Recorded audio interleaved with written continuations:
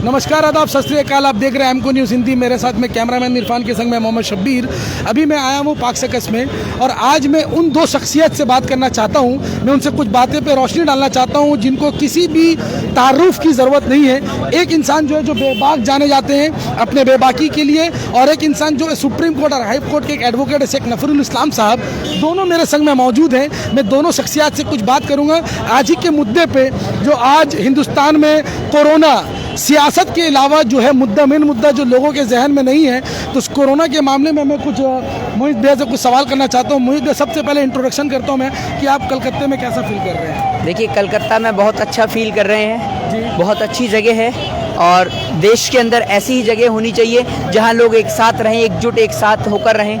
वही सबसे बड़ा हिंदुस्तान है। घर परिवार कैसे बनता है? जब घर के लोग एक साथ एकजुट रहेंगे तो वो घर भी बनता है और ऐसी स्टेट बनती है। स्टेट भी लोगों से बनती है। जहाँ के लोग अच्छे होंगे, बंगाल की मिठाई नहीं, बंगाल के लोगों का दिल भी विश्व प्रसिद्ध है। बहुत अच्छी बात है भैया। एक सवाल है भैया, आपको बता दूं, सन 2020 में दिल्ली में जब वहाँ पे मरकज़ में जब लोग वहाँ पर जमाती के तौर पे आए हुए थे, करीबन 9,000 लोग, जिसमें से सिर्फ 2400 लोग जो है कोरोना पॉजिटिव मिला था। मगर आज हरिद्वार में लास्ट शाही स्नान हुआ है और वहाँ पर ज़्यादा से ज़्यादा लोग जो कोरोना पॉजिटिव आ रहे हैं, इसके बाद भी शाही स्नान हुआ।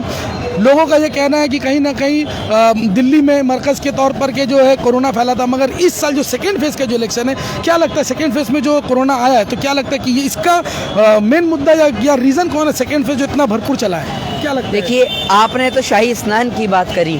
आप देश के गृह मंत्री और प्रधानमंत्री को ही देख लीजिए ना। ज़्यादा दूर जाने की ज़रूरत नहीं है, सिर्फ गृह मंत्री और प्रधानमंत्री पर ही नज़र मार लीजिए आप। अच्छा। बाप बंगाल में, बेटा आईपीएल में और देश की जनता आईसीयू में। अच्छा। ये देश की हालत है। यानी देश के गृह मंत्री जी बंगाल में रैली और चुनाव प्रचार कर रहे हैं, उनका बेटा आराम से दोनों घुटने के ऊपर पैर रख के आईपीएल देख रहा है और पूरा देश आईसीयू से जूझ रहा है, आईसीयू में मरा हुआ है। ऑक्सीजन की कमी के कारण किल्लत इतनी हो रही है कि देश के अंदर लाखों लोगों की जान जा रही है। हजारों लोगों के घर परिवार से उनके पिता का साया उनके सर से ऊपर से उठ रहा है, लेकिन सरकार को कोई फर्क नहीं पड़ता। प्रधानमंत्री जी अपनी, मोदी जी अपनी मस्ती में मस्त हैं और जनता मरे चाहे जिए, उनको कोई फर्क नहीं पड़ता। आज इससे बेहतर डेवलपमेंट क्या होगा कि जनाब ने नोटबंदी की लाइन से लेकर शमशान घाट और कब्रिस्तान के बाहर लाइन लगवा दी। लोग शमशान घाट में देह संस्कार करने के लिए लाइन लगा के खड़े हुए हैं, अंतिम संस्कार नहीं कर पा रहे। एक माँ अपने बेटे को अंतिम बार नहीं देख पा रही। एक बेटा अपने पिता की चिता को अग्नि नहीं दे पा रहा। तो इससे बुरा समय देश के लिए क्या होगा? भैया, एक सवाल करता हूँ मैं आपसे। सवाल आज के अभी के जो हालात में है, कहीं ना कहीं ये कहा जाता है कि 135 करोड़ आबादी है पूरे हिंदुस्तान में, जिसमें से कुछ आबादी जो मुसलमानों का है। कहा जाता है कि हिंदू धर्म खतरे में है, मुसलमान जो हमेशा दहशत फैलाता है। आज वही दहशतगर्द मुसलमान कौम जो दूसरे हिंदू के जहन में भरा है, तो आज 80 मीट्रिक टन जो एक इस्लाम धर्म देश से यहाँ पे हिंदुस्तान में लिक्विड ऑक्सीजन पहुँचा रहा है, इस बारे में कुछ बोलना चाहेंगे आप? देखिए, सऊदी अरबिया से जो ऑक्सीजन आई है, हम तहे दिल से उनका शुक्रिया अदा करते हैं कि आज देश में नफरत फैलाने वाले वो लोग जो जाति और धर्म के नाम पर नफरत फैलाते हैं, ऑक्सीजन से सिर्फ मुस्लिम की जान नहीं बचेगी, हमारी भी जान बचेगी, हिंदुओं की भी जान बचेगी, सिखों की भी बचेगी, ईसाइयों की भी बचेगी, सभी जाति सभी धर्म के लोगों की जान बचेगी। और जो लोग लगातार मुस्लिमों को लेकर प्रहार करते हैं, हिंदुओं को लेकर प्रहार करते हैं, क्योंकि देखिए, जो हिंदू और मुस्लिम की बात करता है ना, वो ना हिंदू है ना मुस्लिम है। असल में वो देश का सबसे बड़ा गद्दार है। वो अपने धर्म के प्रति भी समर्थन नहीं करता। आज एक बात बताइए, अस्पताल में मरने वाला क्या मुस्लिम है? एकदम सही है। ऑक्सीजन की कमी के कारण से हिंदू भी मर रहे हैं। शमशान घाट के बाहर भी भीड़ है, अगर कब्रिस्तान के बाहर है तो दोनों तरफ दिक्कत है ना। तो दिक्कत का सामना सभी को करना पड़ रहा है। तो आज अगर मोहम्मद के शहर से शिफा आ रही है तो हम उनका तहे दिल से शुक्रिया अदा करते हैं, हम उनके शुक्रगुजार हैं। और देश के तमाम जितने भी देश हमारे साथ खड़े हैं, हम उनका शुक्रगुजार करते हैं। हम इस समय किसी के ऊपर आरोप और प्रत्यारोपण नहीं लगाना चाहते। ये समय ऐसा समय है कि हिंदुस्तान के साथ लोगों को खड़ा होना चाहिए। वो विदेशी मुल्क जो हमारे साथ खड़े हैं, हम भी उनके सुख और दुख में उनके साथ खड़े हैं, चाहे वो कोई भी मुल्क हो, किसी भी देश का मुल्क हो। क्योंकि आज भारत जिस तरीके की समस्या का सामना कर रहा है, उस समस्या से निजात भारत को लेनी पड़ेगी, तभी भारत आगे बढ़ सकता है। लेकिन इसका जिम्मेदार जो है वो देश के पॉलिटिशियन हैं, देश के नेता हैं, जो देश में जाति और धर्म की राजनीति कर देश को बर्बाद कर देते हैं। आज देश के अंदर अगर मर रहा है कोई, अस्पताल के अंदर अगर तिल तिल करके कोई मर रहा है तो वो इस देश की गरीब जनता है। बहुत अच्छी एक बात आप मुझे बताइए कि कोई नेता का बेटा अभी तक मरा है जो ऑक्सीजन की कमी के कारण मरा हो? मर रहा है तो इस देश की गरीब जनता के बच्चे। भैया एक सवाल और मैं करता हूँ, बहुत अहमियत वाली सवाल है। मेरा एक लास्ट सवाल आपसे ये रहेगा भैया कि आप एक बात बताएं कि आपने तो दिल्ली में भी है, कलकत्ता में भी आप कुछ दिन से रह रहे हैं, कहीं ना कहीं हिंदुस्तान की जो हुकूमत सरकार है, जो मुद्दे पे मतलब इलेक्शन के मुद्दे पे जब कोई सवाल आता है तो वो राम मंदिर की बात कहते हैं, जय श्री राम का नारा लगाते हैं, यूनिटी का स्टैचू बनता है 3000 करोड़ का, 700 करोड़ का बीजेपी की ऑफिस बनती है, ट्रम्प का वेलकम किया जाता है। तो ये सब चीज़ों में जो पैसा खर्च हो रहा है, आपको नहीं लगता कि हिंदुस्तान में ऑक्सीजन प्लांट, हिंदुस्तान में एक बड़ी हॉस्पिटल की जहाँ बेड की ज़्यादा ज़रूरत है, उस चीज़ के लिए जो हुकूमत है, जो सेंट्रल सरकार बैठी, उनको इस चीज़ के ऊपर काम करना चाहिए? देखिए, ये ऐसे लोग हैं जिन्होंने पहली बार देश के अंदर कुर्सी और शासन व्यवस्था को संभाला है।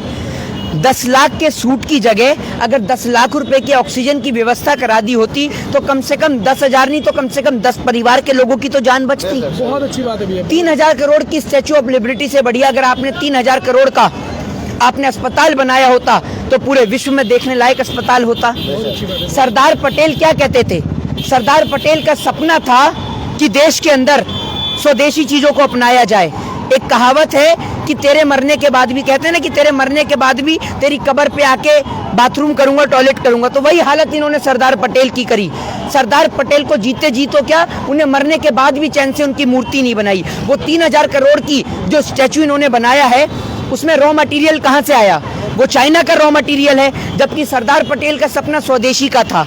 तो ये लोग सिर्फ देश को बर्बाद करने में लगे, मुल्क को बर्बाद करने में लगे। लेकिन भारत देश में रहने वाले, मुल्क के अंदर रहने वाले तमाम देश के नागरिकों से गुजारिश है, दरख्वास्त है कि आज हिंदू, मुस्लिम, सिख, ईसाई छोड़कर एक भाई को दूसरे भाई की जरूरत है, एक पिता को उसके बेटे की जरूरत है, एक पड़ोसी को दूसरे पड़ोसी की जरूरत है। तो आज कास्ट, रिलीजन और धर्म को ना तराशा जाए। आप जिस तरीके से किसी भी व्यक्ति की जान को बचा सकते हैं आप जान बचाइए, किसकी किसी भी तरीके से मदद कर सकते हैं तो मदद करिए, क्योंकि आज लोगों को मदद की जरूरत है। आज हिंदुस्तान मदद की गुहार लगा रहा है और आज जो लोग हिंदुस्तान के साथ खड़े हैं, हिंदुस्तान का हर एक नागरिक उनका तहे दिल से शुक्रगुजार करता है, उनका तहे दिल से शुक्रगुजार है कि आप बुरे वक्त में हिंदुस्तान के साथ खड़े हुए हैं और हिंदुस्तान जल्दी इस बीमारी से निजात पाएगा। अच्छा भैया, एक बात है, आप मेरे इस चैनल के माध्यम से तमाम दुनिया के लोगों को ये सेकेंड फेज जो कोरोना चला है, अब कुछ ऐसा मैसेज, कुछ ऐसा संदेश जो हर धर्म के भाई को ये समझ जाना चाहिए कि आज का दौर में सबसे बड़ा धर्म है वो इंसानियत का धर्म है। इस बारे में कुछ ऐसा मैसेज दे कि आज के यूथ को पता चले कि इंसानियत से बढ़कर कोई धर्म नहीं होता। इस बारे में कुछ छोटा सा मैसेज। देखिए, एक मैसेज सिर्फ यही है, इस मैसेज के माध्यम से पूरे देश के लोगों को पता चल जाएगा कि बनारस में जब हमारे एक हिंदू भाई का देहांत होता है, निधन होता है, तो उसकी अर्थी को कांधा देने के लिए 4 लोग भी इकट्ठे नहीं होते। तब मुस्लिम भाई उसको अपने कंधे पर ले जाकर उसका अंतिम संस्कार करते हैं और यही खूबसूरती हमारे वतन की है।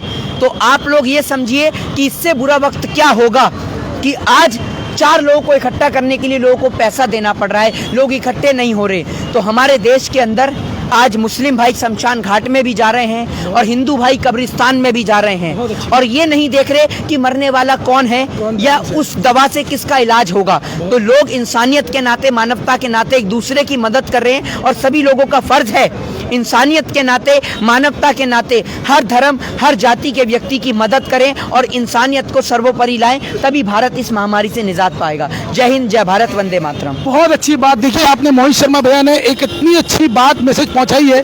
मेरे संग में एक नफीरुल इस्लाम साहब, आपको मैंने बताया था, तारुफ किया है इनका मैंने, बहुत अच्छे इंसान है।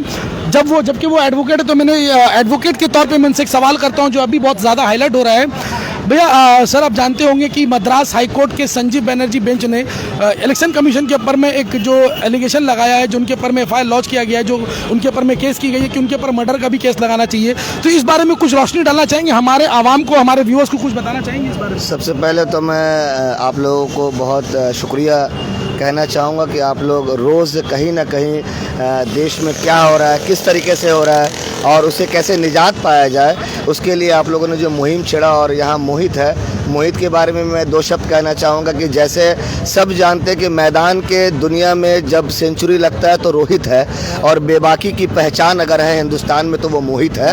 तो ये मोहित का मैं शुक्रगुजार हूँ कि उसने मुझे मौका दिया अपने साथ 2 बातें रखने के लिए। संजीव बनर्जी जी का जहाँ तक सवाल है, वो कलकत्ता हाई कोर्ट में भी जस्टिस रह चुके हैं और वो अपनी बेबाकी जजमेंट की वजह से पहचाने जाते हैं। और कहीं ना कहीं ये इतिहास है कि जब भी मुल्क में इस तरह का आपदा आया तो किसी ने ये बीड़ा उठाया, ये जिम्मेदारी उठाई है हुकूमत के खिलाफ बोलने की। और मैं संजीव बनर्जी, जस्टिस संजीव बनर्जी का मैं शुक्रगुजार हूँ कि उन्होंने इलेक्शन कमीशन को ये थप्पड़ लगाया है। एक समझ लिए कि इलेक्शन कमीशन के लिए एक फटकार है, एक उनके लिए एक इल्म होनी चाहिए कि उन्होंने ये कहा कि इलेक्शन कमीशन के गलतियों की वजह से, उनकी ये गलत डिसीजन की वजह से पूरे मुल्क में जो इलेक्शन को उन्होंने रैलियों को संबोधित करने के लिए खास करके केंद्र सरकार को जो जिस तरीके से इजाज़त दी है, और कहीं ना कहीं वो जिम्मेदार बनते हैं कि जितनी मौतें हो रही हैं वो इलेक्शन कमीशन का ही इसमें हाथ है। इसीलिए संजीव बनर्जी ने मद्रास हाई कोर्ट के डिवीज़न बेंच से ये जो जजमेंट दिया कि उनके ऊपर जो है मर्डर का मुकदमा चलना चाहिए। मैं उनके इस जजमेंट का वेलकम करता हूं।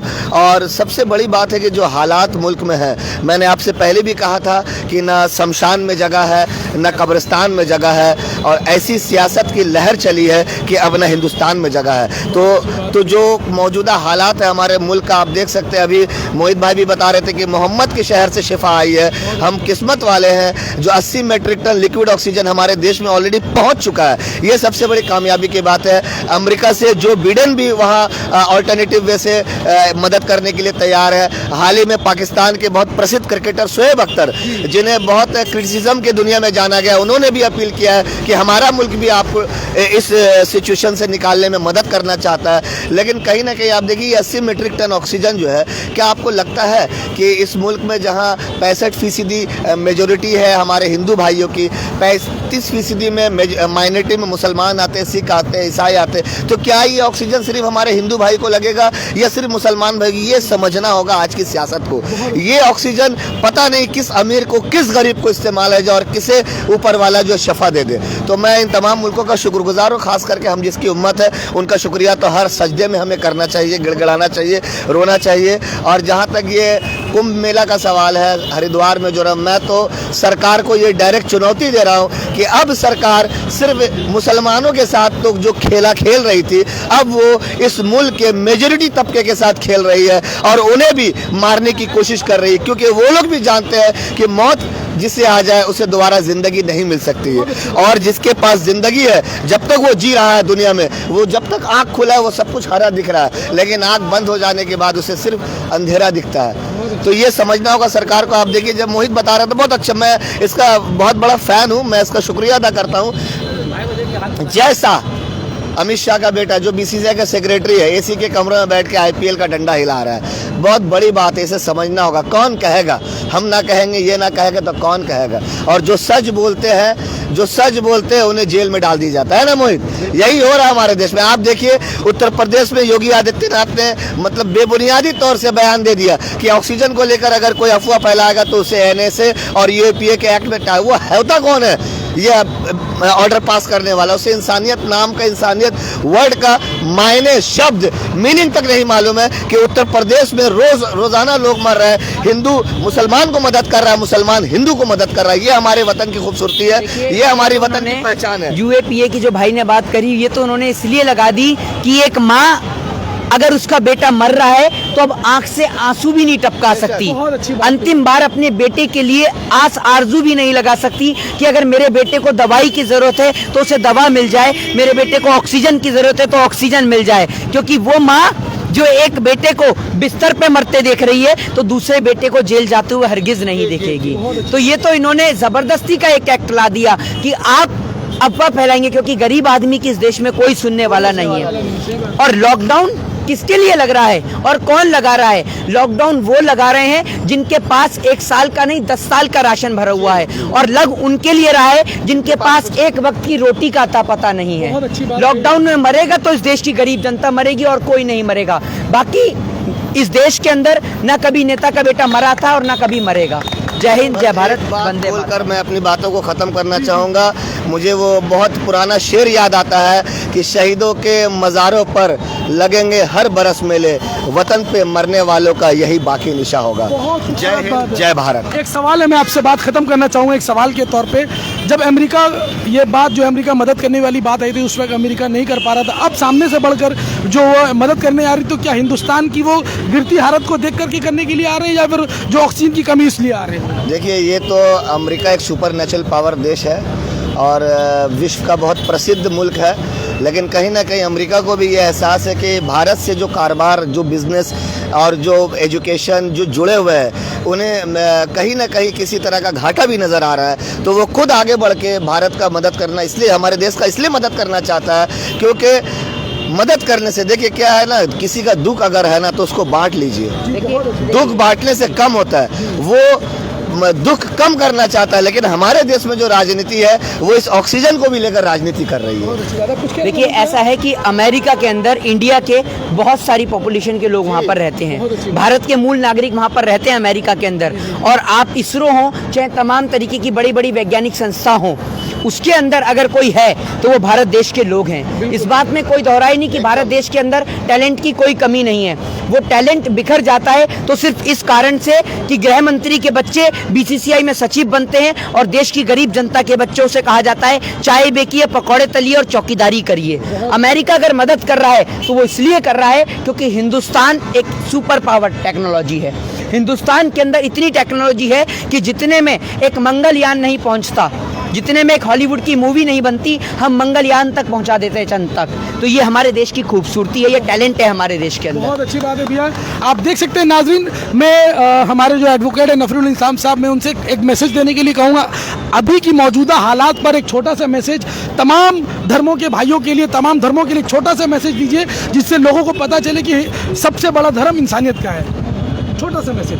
मौको कहाँ ढूंढे बंदे, मैं तो तेरे पास में, ना मैं देवल, ना मैं मस्जिद, ना काबा कैलाश में।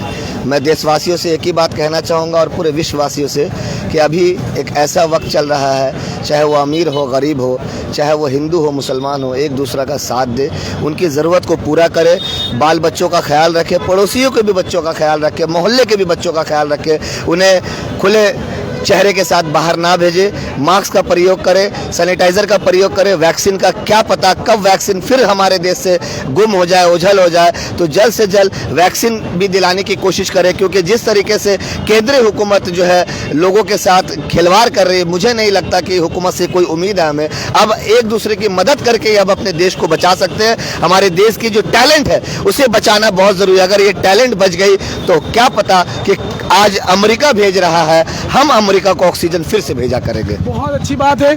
नाजरीन आप देख सकते हैं कि अभी मैंने मोहित शर्मा जो अपने नाम से बेबाकी से जाने जाते हैं, यहाँ पर एडवोकेट नफरुल इस्लाम साहब भी थे, मेरे तमाम भाई भी हैं जो इस बातों को सुनकर आगे तक पहुँचाने की जिम्मेदारी न्यूज़ चैनल की रहती है। मैं अब तमाम जितने भी मेरे हिंदुस्तान में मेरे भाई बैठे हैं, तमाम हिंदुस्तान के भाइयों से, बहनों से, अपने बुजुर्गों से मैं गुजारिश करता हूँ कि आप एक दूसरे की मदद करें, अपने पड़ोसियों को देखें, पड़ोसियों में जो बगल में कोई बैठा उनको देखें। और एक चीज़ याद रखिए कि हिंदुस्तान में नहीं, पूरे वर्ल्ड में सबसे बड़ा धर्म है इंसानियत, जो एक दूसरे की साथ देना चाहिए। हम लोग एक दूसरे के साथ देकर चले। क्या पता कि मेरे घर के बगल वाले घर में कोई परेशान हो, उसकी परेशानियों में खड़ा रहना भी एक सवाब जरिया है, एक पुण्य का काम है। तो आप एक दूसरे के संग में मिलकर चले और एक दूसरे की मदद करें, मास्क पहने, सैनिटाइज करें। और इस दुनिया से कोरोना को जल्द से जल्द खत्म करने के लिए हर धर्म के भाई को मैं दुआ करता हूँ कि वो अपने भगवान से, अल्लाह से, जीसस से प्रार्थना करते रहें। बने रहें हमको न्यूज़ हिंदी के संग। और भी ग्राउंड रिपोर्ट के लिए कैमरामैन इरफान के संग मैं मोहम्मद शब्बीर। धन्यवाद।